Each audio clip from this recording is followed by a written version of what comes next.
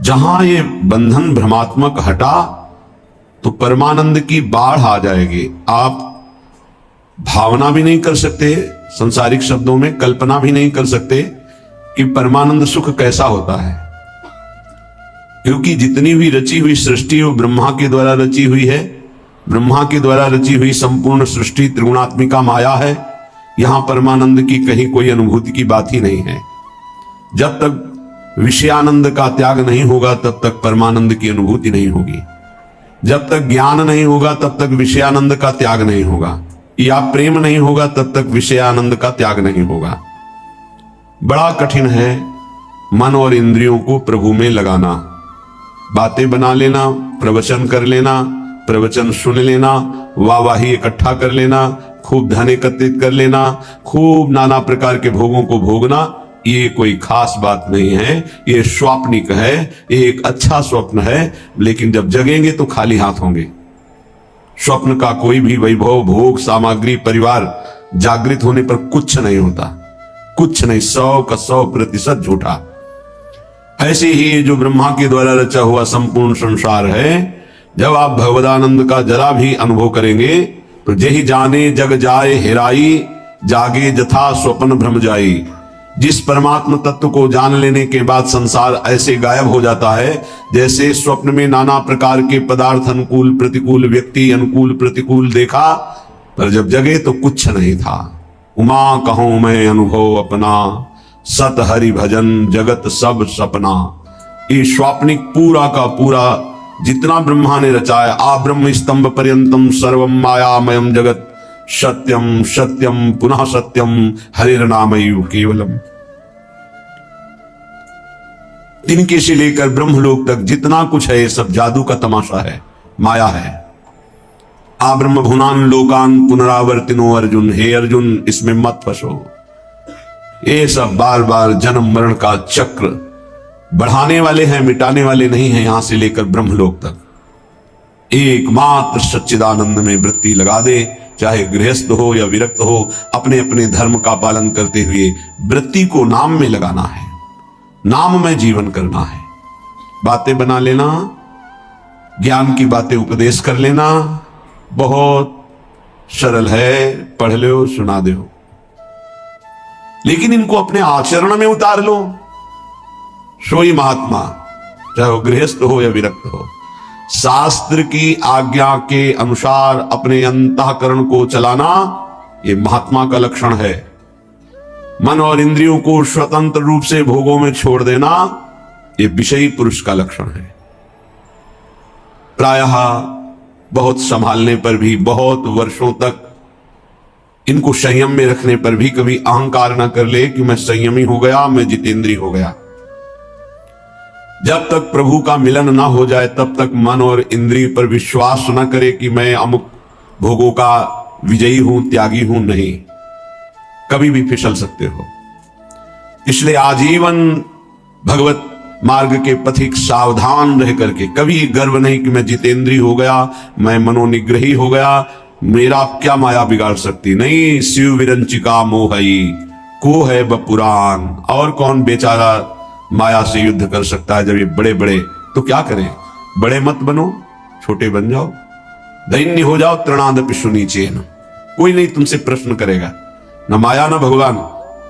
प्रश्न करते हैं जिनको बहुत अभिमान है कि हम जितेंद्रिय हैं, हम मनोनिग्रही हैं, हम बड़े भजनानंदी हैं, तो प्रश्न हो जाता है। ये देखो, दो इसका उत्तर। यदि छोटे बन जाओ, तृणादपि सुनीचेन, तरोर्यु सहिष्णुना, वृक्ष के समान सहनशील, तिनके के समान नीच, दूसरों को मान देते हुए स्वयं अमानी, कीर्तनीय सदा हरि, ऐसा भक्त निरंतर भजन परायण रहता है, उसकी इंद्रियां चंचल होती ही नहीं, क्योंकि भगवत कृपा से वो शांत हो जाती हैं। इस रहस्य को समझिए। अमानिना मान देनो कीर्तनीय सदा हरि।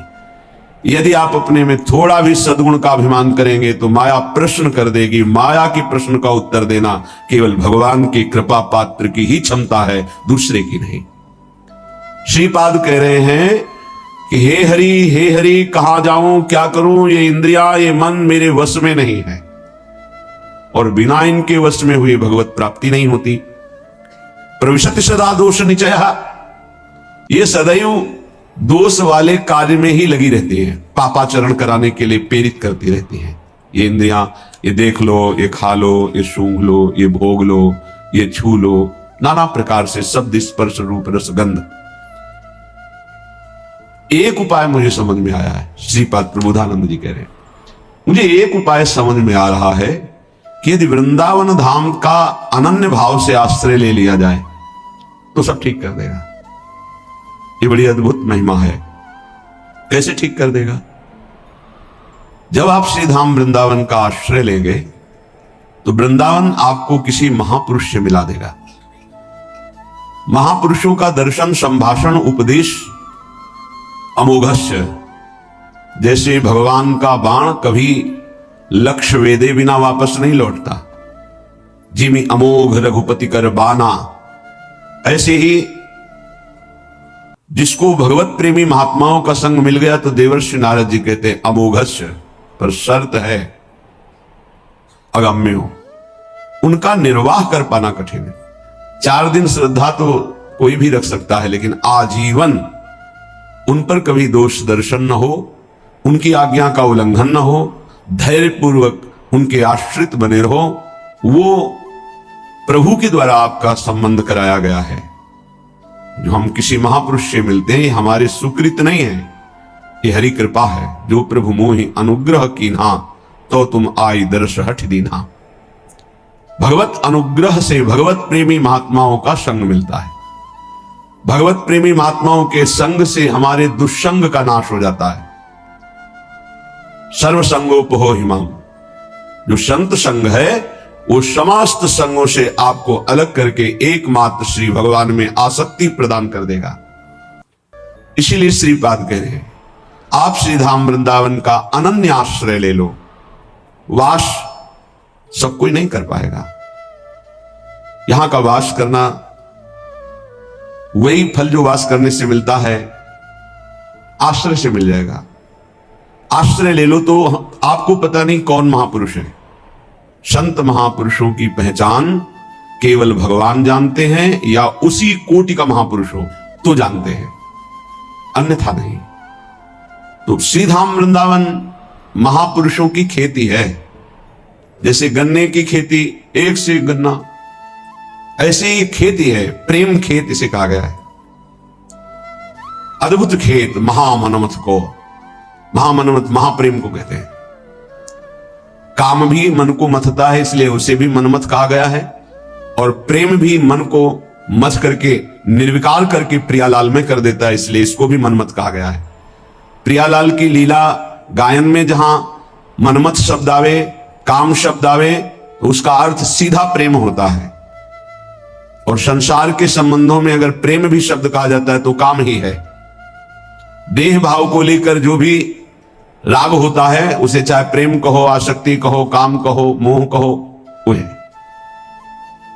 विशुद्ध अनुराग प्रेम सार्थक होता है स्वरूप में, आत्म तत्व में, देह में नहीं। आत्माओं की परम आत्मा जिसे परमात्मा कहते हैं, ईश्वरों के परम ईश्वर जिन्हें कहते हैं, वो हमारे प्रभु नित्य बिहारी श्री लालजू महाराज हैं। उपासक को जब साधु संग मिले तो समझ ले हमारे इस संसार चक्र का अंतिम जन्म है। इसीलिए भगवान ने कृपा करके हमें साधु समागम दिया है। अध्यात्म का प्रभाव तभी पड़ता है जब ना अर्थ लिया जाए और ना अर्थ दिया जाए। अर्थ लेने की भावना से अध्यात्म का उपदेश देने पर रंग नहीं चढ़ेगा, और अर्थ देकर के अब अध्यात्म सुनने से अर्थ की प्रधानता होने के कारण, रजोगुणी वृत्ति होने के कारण, दैन्यता ना होने के कारण वो उपदेश को ग्रहण नहीं कर पाएगा।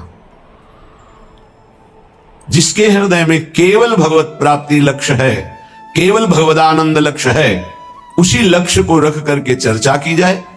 और केवल भगवत कृपा है इसलिए मुझे साधु संग मिला, सुनने को मिला, ये भाव रखा जाए तो कथन और श्रवण से निश्चित भगवत प्राप्ति का मार्ग प्रकाशित हो जाएगा। जब तक भगवदानंद के सिवा और कोई आकांक्षा अंदर रखी जाती है तो उसे कपट कहते हैं। यदि कपट रख करके अध्यात्म की चर्चा की जाए तो उसका कोई प्रभाव न कथन करने वाले पे पड़ता है, न श्रवण करने वाले पे पड़ता है। चौथी भगति मम गुणगन करई कपट तजी गान। ये जो भगवत चर्चा है, स्वांता सुखाय तुलसी रघुनाथ गाथा, ये आत्म सुख के लिए गान की जा रही है। मान प्रतिष्ठा यश कीर्ति रुपया पैसा भोग सामग्री प्रणाम नमस्कार वाहवाही, ये सब इसका लक्ष्य नहीं। अगर ये लक्ष्य है तो प्रभाव नहीं पड़ेगा, न कथन से न श्रवण से। यदि भगवद आनंद लक्ष्य है तो श्रवण सुनत प्रापक रति राधा पद अम्बुज सुकुमार, सुनने मात्र से प्रियालाल के चरणों की प्रीति हृदय में प्रकाशित हो जाएगी। गावत श्रवणन सुनत सुखाकर विश्व दुरित दवनी, गायन करने से श्रवण करने मात्र से संपूर्ण विश्व के पाप नष्ट हो जाएंगे। कोई भी कहीं भी हो, यदि वो कान में भगवत चर्चा सुन ले तो श्रवण द्वार जाकर हृदय के संपूर्ण मलिनताओं का पापों का ये शब्द नाश कर देंगे।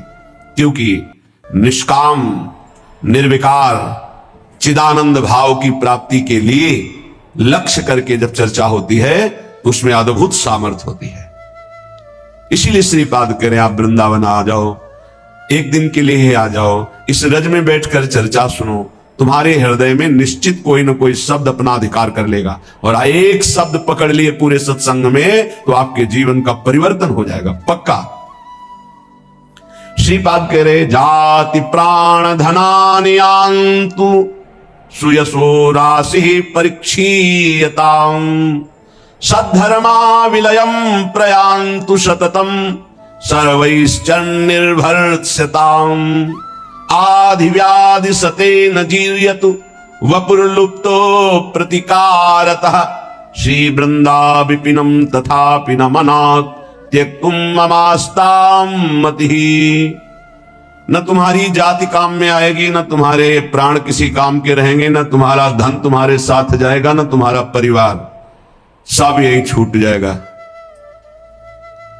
देखो, जो पंचभूत हैं वो सबके एक ही है, पंचभूतों से बना हुआ है शरीर, जैसे हमारा वैसे ही आपका।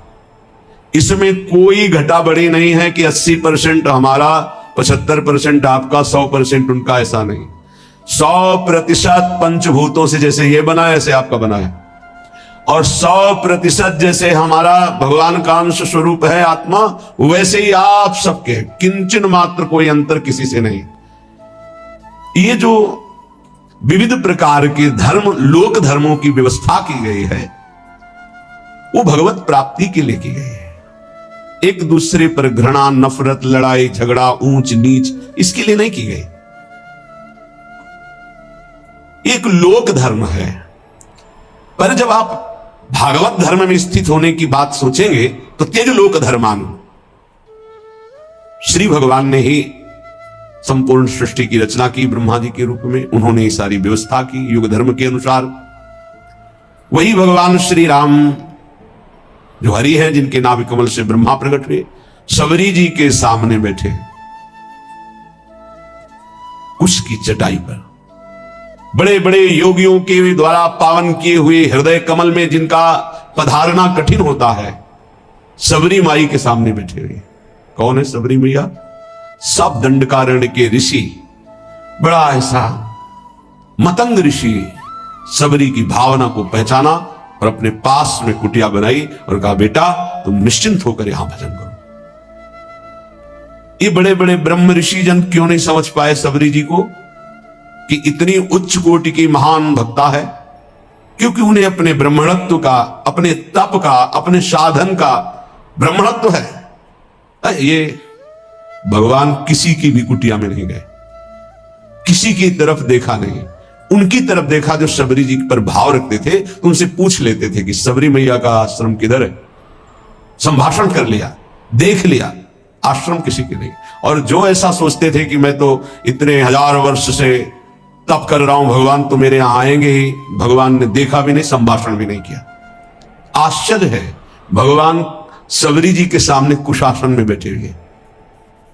सबरी जी एक एक बेर भगवान को दे रही है, जो रोज भाव से चयन करती थी, भगवान से बखान बखान के पारे। फिर भगवान सबरी जी की स्तुति करते हैं। जो नवधा भक्ति है वो उपदेश नहीं, क्योंकि भगवान के सामने ही प्रेमाग्नि में शरीर को भस्म करके वो भगवत धाम जा रहे, तो उपदेश दिया जाता है जो आचरण करे। सबरी जी में तो संपूर्ण प्रेम लक्षणा भक्ति का प्रादुर्भाव हो चुका है, जो नवधा भक्ति के बाद होती है। भगवान ने उसमें कहा कि जाति पाति कुल कर्म बढ़ाई, ये सब मैंने, मुझे ये कोई रिझा नहीं सकता, मैं अमुक हूं, मैं अमुक हूं, मैं मानो एक भगति कर नाता, एकमात्र मैं भक्ति का नाता मानता हूं, और वो किसी के अहोवत्सो पचतो गरीयांग जिभ्या के वर्तते नाम तुभ्यम, वो चांडाल भी जगत पूजनी हो जाता है जिसकी जिभ्या पर भगवत नाम हो। जो भगवान का भक्त हो, चरणोदक लेकर पीना चाहिए, वो चाहे स्वपच हो, चांडाल हो, किसी भी कुल में जन्मा हो। और जो भगवान की भक्ति से विमुख है, वो कोई भी हो, वो इस सच्ची मानो वही स्पर्श करने योग्य नहीं है जो भगवान से विमुख है, और जो भगवान के सन्मुख है वही सर्व पूजनीय सर्व वंदनीय है। ये केवल एक मर्यादा बनाई गई लोक व्यवहार के संचालन के लिए। सत्य वस्तु यह है कि जो ये शरीर है वही सांप के शरीर है, जो ये आत्मा है वही सांप की एक आत्मा है। इतना भी भेद नहीं, इतना भी अंतर नहीं है। जैसे छोटा भाई बड़े भाई के चरण छूता है तो वो महान नहीं हो गया है, वो नीच नहीं हो गया छोटा भाई, वो बड़ा महान नहीं हो गया। एक मर्यादा है लोक व्यवहार की। तत्वतः दोनों में एक ही आत्म तत्व है, दोनों के एक ही पांच भौतिक शरीर से निर्माण हुआ। ये जो जाति है, जो शरीर है, जो प्राण है, जो धन है, जो परिवार का संबंध है, ये केवल लोकवत है। एक ऐसे ही चंद दिनों में सब छूट जाएगा। ना ये पहले मिला था, ना ये बाद में रहेगा, ये बीच में कुछ समय के लिए, जिसे तुम बहुत लंबा समय समझते हो, 70 वर्ष 80 वर्ष, ये कुछ नहीं है। विचार करके देख लीजिएगा। श्रीपाद कह रहे हैं ये सब नष्ट हो जाएगा, छूट जाएगा। जिस लिए आए हो खास बात उसको तुम भूल गए हो। तुम परम धर्म की प्राप्ति के लिए आए हो। सावई पुंसो परो धर्मो ये तो भक्ति अधोक्षजे। भगवान श्री कृष्णचंद्र जी के चरणारविंद की प्रेम लक्षणा भक्ति नहीं मिली, जीवन का कोई लाभ आपने प्राप्त नहीं किया। यदि आपको भगवत नाम जप, भगवत लीला गुणानुवाद, भगवत धाम आश्रय वास, भगवत प्रेमी महात्माओं का संग मिल गया, तो अब आपके कल्याण में, परम पद की प्राप्ति में कोई संशय नहीं। हां, थोड़ा धैर्य धारण कीजिए। यदि आपका कोई निरंतर तिरस्कार करे तो भी भजन को छोड़ना मत, और भजन को खर्चा मत होने देना। श्रीपाद कह रहे प्रयांतु सततम सर्वैश्च निर्भरताम, तुम्हारी निंदा करे, तुम्हारा अपमान करे, नाराज मत होना, नहीं तुम्हारा भजन खर्चा हो जाएगा। सह जाना तो तुम्हारे रहे हुए पाप नष्ट हो जाएंगे, भजन सुरक्षित, भगवत प्राप्ति। ये युक्ति है अपने भजन को बचाने की, भजन को बढ़ाने की, भजन को पचाने की। बहुत जरूरी है ये सहनशीलता। और कह रहे मेरे शरीर को सैकड़ों व्याधियां रोग आ जाएं तो भी निश्चिंत रहना, चिंता मत करना। ना भजन छूटने पावे और ना भजन का प्रयोग करना, तो निश्चित इसी जन्म में भगवत प्राप्ति हो जाएगी। होता क्या है, 2-4 माला जपा, जहां समस्याएं आई तो भजन भी छूटा, और संकल्प भी बना दिया कि प्रभु जो कुछ भी भजन साधन हुआ ये हमारी कामना पूर्ण हो जाएगा। उसके समान भजन है तो हो जाएगी, नहीं है तो फिर नहीं होगी, तो आस्तिकता भी आपकी नष्ट हो जाएगी। ये परमार्थ है, इसको अंदर से समझने की चेष्टा करो। बाहरी व्यवहार नहीं है, ये अध्यात्म है। लेश मात्र भी भजन छूटने की इच्छा ना रह जाए। ये कैसे होता है? जब भजन से बढ़कर कोई सुखद वस्तु लगती है, व्यक्ति लगता है, परिस्थिति लगती है, तो भजन छूट जाता है। ये आप बहुत धैर्यपूर्वक पकड़िए। भजन से बढ़कर जब कुछ लगेगा तभी छूटेगा भजन, नहीं छूटेगा। रक्षति संसार भयात् सदोष मप्य शेष देह भृद वृंदम वृंदावनमिति तेन प्रथितं तन्नोमि काननम किमपि। यहां का एक प्रभाव है कि चाहे जितना पापी नीच दोष युक्त पुरुष हो, जहां वृंदावन का आश्रय और करुणा से कहीं उसको कुछ दिन वास करने की रुचि हुई, तो प्राणी समूह के समस्त पाप और दोषों का नाश करके अनिर्वचनीय भाव अंदर भर देना, यह धाम की कृपा। सत्य सत्य सत्य, अनिर्वचनीय भाव हृदय में भर देना, ये धाम की कृपा। कैसे वाणी की सामर्थ्य नहीं कि श्रीधाम वृंदावन की कृपा की बात बता सके। अपार असीम करुणा वरुणालय। तन्नौमि काननम किमपि, मैं नमस्कार करता हूं कि जिन इंद्रियों को वश में करना, मन को वश में करना बड़ा कठिन है, ये पापाचरण ही कराती रहती है। ऐसा पापी पुरुष, दोष युक्त पुरुष कहीं किशोरी जी की कृपा से श्रीधाम आने जाने लगा, सत्संग सुनने लगा, बिहारी जी राधा रमन राधा वल्लभ लाल जी के दर्शन करने लगा, धाम की कृपा से ऐसा अनिर्वचनीय भाव जाएगा कि परिवर्तन हो जाएगा, वो दोष रहित हो जाएगा।